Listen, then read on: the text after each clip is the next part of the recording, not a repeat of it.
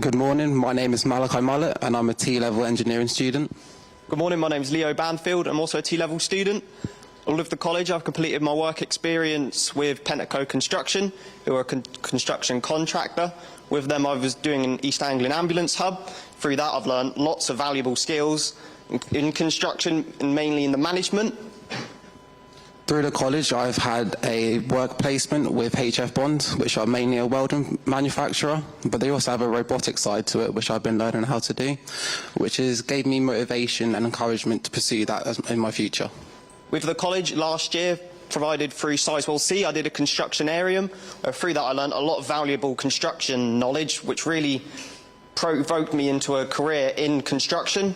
Through that, we did a 40-foot Gherkin project where I was a project manager, which really that's where I found out this is the career I'd like to do. And through the college, they've really helped me excel and find the correct placement, and that's what I've done and now what I'm completing, which is an apprenticeship in site management.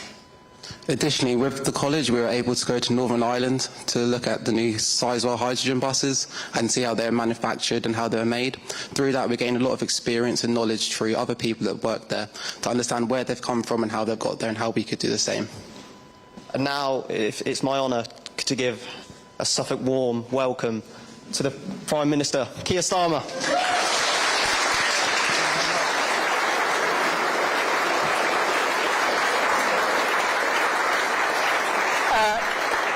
Leo and Malachi were brilliant, weren't they? Don't underestimate how hard it is to stand here and do that for the first time in your life. Explaining to you what they're doing. And what they didn't tell you is their great success. Because Malachi, I think you're just waiting for your results, and then he's off to university this October. And Leo, I think you're going on site even before that. So a real proud moment for them. And they should be very proud of what they've achieved. It really brings together what is done at this college. And thank you all for your time this morning. Thank you all for being here. Thank you for showing me around, because today is a really important day, because we made a huge decision on Sizewell about the future of nuclear in our country. Huge investment of money, £14 billion, 10,000 jobs, 10 years worth of project, and also the work on the small modular reactor as well, with the contract going to Rolls-Royce. All of that is good. All of that sounds like just numbers, the amount of money, the number of jobs, the number of years. But what today means, what I take away from this and meeting you, is what it means for you. What it means for people here. And this morning I met the school council. I think we got some of them here. I think 11 to 16-year-olds are already, I can see some of them hiding here, already going on site on a regular basis and thinking about the jobs that it might mean for them. Obviously here at the college there's loads of people doing apprenticeships in a right range of topics, including electrical work, and I did a little bit myself to see what they're doing on the apprenticeships, but a huge range of work. I see some of the apprentices here. But again, all of that tied up with what's going to happen at Sizewell, because this college obviously has that vital link to Sizewell. Also met the trade unions, who some of them have come across from Hinckley, and so there's all those skills, that experience, and they're telling me about the recruitment they're already doing for this project. And of course the management team, who I think I can say safely are overjoyed at the decision that's been made today, the certainty, the statement of intent about the future of energy in this country. And very often in politics it is about the big decisions you make, and they really matter, the direction of travel for the country.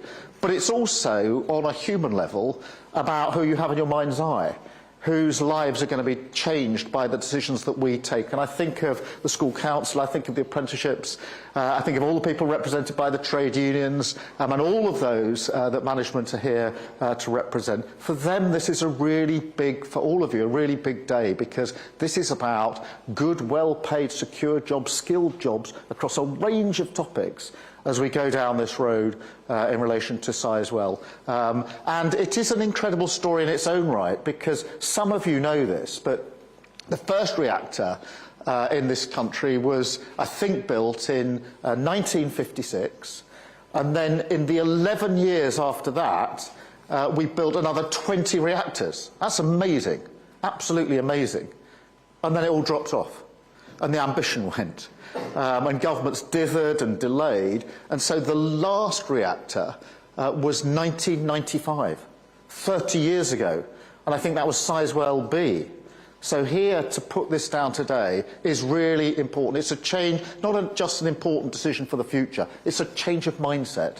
No more dithering, no more delay, no more being unclear about what we're going to do. A real statement of intent as we go forward. And the Rolls-Royce announcement as well goes with that, because this isn't just about one project, Sizewell. It's about seeing that having our own energy in this country that we control gives us security, gives us independence, so Putin can't put his boot on our throat, and it means that we can control the prices in a way that we haven't been able to in recent years, which has meant very high prices for businesses, for households and for families. So this is about a way of investing in the future of the country. I'm really pleased that we made this decision today, as I think you can tell, because I think the idea of creating good, well-paid jobs there, there'd be fantastic careers for people who might otherwise have had to move away from their area, by the way. There's always this concern for young people, will I have to get out to get on, or can I get a good, well-paid job where I am across a range of skills? This brings that all together. It's a really important announcement. It's great to be here in Ipswich to do it, a beautiful old town, Constable area. It's absolutely fantastic. So thank you all for being here. Thank you for showing me around. I'm much looking forward to mingling with you in a minute and learning more about what you do. But thank you for showing me around. Thank you for inspiring me, because through you I can see the difference that our decisions are going to make for you, your families, your community. And that, in the end, is the most important thing in politics. So thank you very much indeed. A really important day, an exciting day about the future of our country. I'm now going to take some questions. I think some people have questions, but you're all free to ask a question. So any question you like, we'll take a bit of time, then we'll do some mingling, then I'm going to talk to some of the media who are with us here today towards the back. And Malachi and Leo, you've presented in front of the media for the whole country, which is it is an incredible. I mean, you will all understand, standing up here and doing that for your first time when you're a young person is a huge thing to do, and I think they did brilliantly. So let's end with another round of applause for the two of them.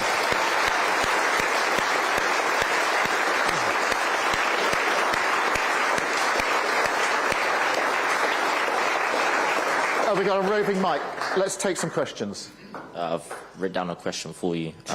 What are you doing to ensure that students in rural areas like Suffolk have access to education and opportunities? Well, what did everybody hear that? What are you doing to make sure that students in rural areas have access to opportunities? Firstly, supporting colleges like this. I think colleges where there's apprenticeships are underrated in my view.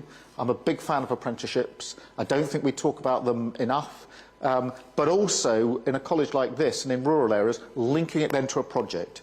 So linking this so strongly to Sizewell is really important, because the skills can go directly into the work that's likely to be available. Same thing in Hinckley, other side of the country down in Somerset, but the same thing with the colleges round there. So making sure we've got those college places, and also knocking out some of the barriers.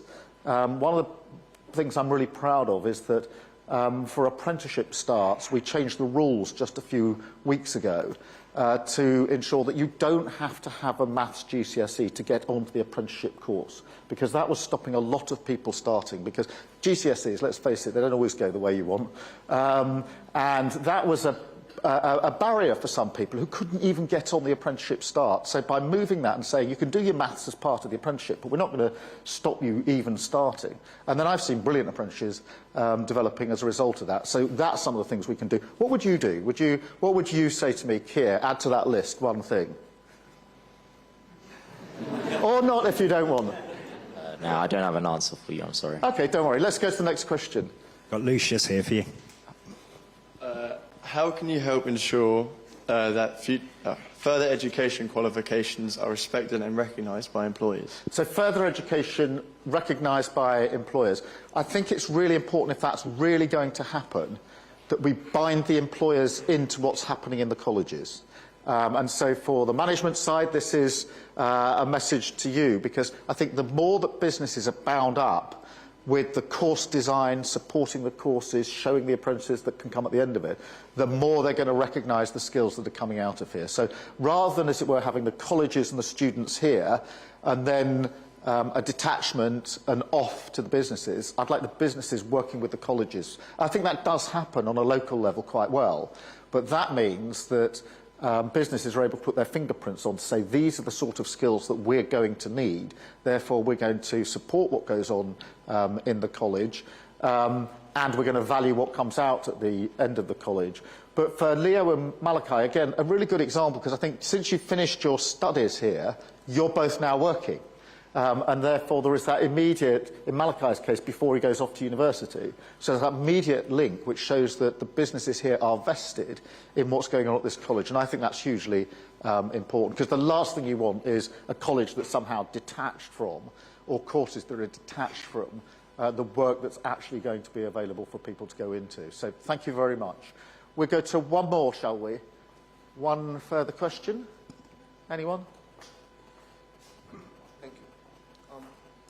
If you could give an advice for the students at our age, what would it be? Advice for students? Yes. I'm always nervous when a slightly older person, or perhaps much older person, gives advice to young people, because we tend to think that we know what's in your mind. I think what I would say is don't think anything's not for you. I think too often for children at school in particular, but also at college, there's a tendency to think that looks like an exciting, interesting job, but it's probably not for me. It's a sort of little voice in the head. And if I had one piece of advice, it would be to knock that voice on the head, knock it out of the head, because actually, as we've seen in the course we had this morning, we had people who'd done different things, come in doing electrical apprentices now, and I think I'm right in saying hadn't necessarily thought that's what they wanted to do, but absolutely loving it and thriving on it. So don't allow your head to tell you, this isn't for me, it's for somebody else. If it excites you, if it's interesting, it probably is for you. And people can be brilliant at things, even though they don't think that they're going to be brilliant in the first place. And that's why I think it's really important where we go on to apprenticeships, that you have a broad mind. What is it you want to do? Try out different things, but really value that apprenticeship. Thank you very much indeed. I'm going to just mingle for a bit, and then I'm going to go to the back and talk to the media. So thank you very much indeed. Thank you.